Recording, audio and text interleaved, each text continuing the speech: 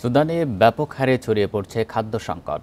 জাতিসংঘের এক প্রতিবেদন বলছে দেশটির ১৪টি অঞ্চলে তীব্র খাদ্য ঘাটতিতে রয়েছে ৮৫ লাখ মানুষ। এর আগে যেসব এলাকায় খাদ্য ঘাটতি ছিল না সেসব এলাকাতেও এখন ছড়িয়ে পড়ছে এই সংকট। সুদানে গৃহযুদ্ধের ভয়াবহতার সঙ্গে নতুন সংকট হিসেবে দেখা দিয়েছে খাদ্য ঘাটতি। এই সংকটকে গত এক দশকের মধ্যে সবচেয়ে ভয়াবহ বলছে জাতিসংঘ। সংস্থাটি এক প্রতিবেদনে জানিয়েছে সুদানের মোট জনসংখ্যার অর্ধেকেরও বেশি মানুষ সংকটের মুখে রয়েছে।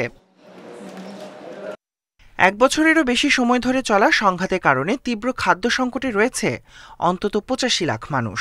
জাতিসংঘের তথ্য মতে দেশটির রাজধানী খার্তুম এবং জাজিরাকে রুটির ঝুড়ি বলা হলেও এই অঞ্চলগুলোতেও হানা দিয়েছে খাদ্য ঘাটতি।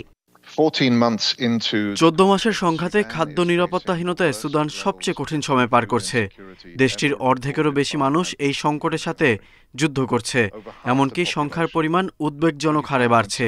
দুর্ভিক্ষের ঝুঁকি দূর করার জন্য সবার প্রথমে নিজেদের মধ্যে সংঘাত বন্ধ করা অত্যন্ত জরুরি।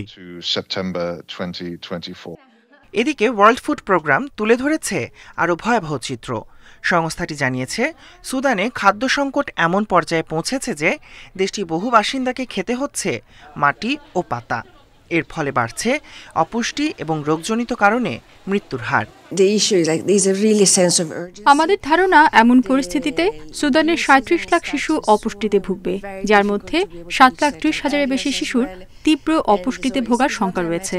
একই সঙ্গে বিনা চিকিৎসায় শিশু মৃত্যুর সংখ্যাও হবে এক দশকের মধ্যে সর্বোচ্চ। সুদানের গৃহযুদ্ধে এখন পর্যন্ত বিশ্বের সবচেয়ে বড় বাস্তুচ্যুতি সংকট তৈরি হয়েছে। এর ফলে ১,১০,০০,০০০ মানুষ হারিয়েছে তাদের আশ্রয়। জাতিসংঘের দাবি, এই গৃহযুদ্ধে দুই পক্ষই অস্ত্র হিসেবে অনাহারকে বেছে নিয়েছে। Tahmid Abrar, independent news.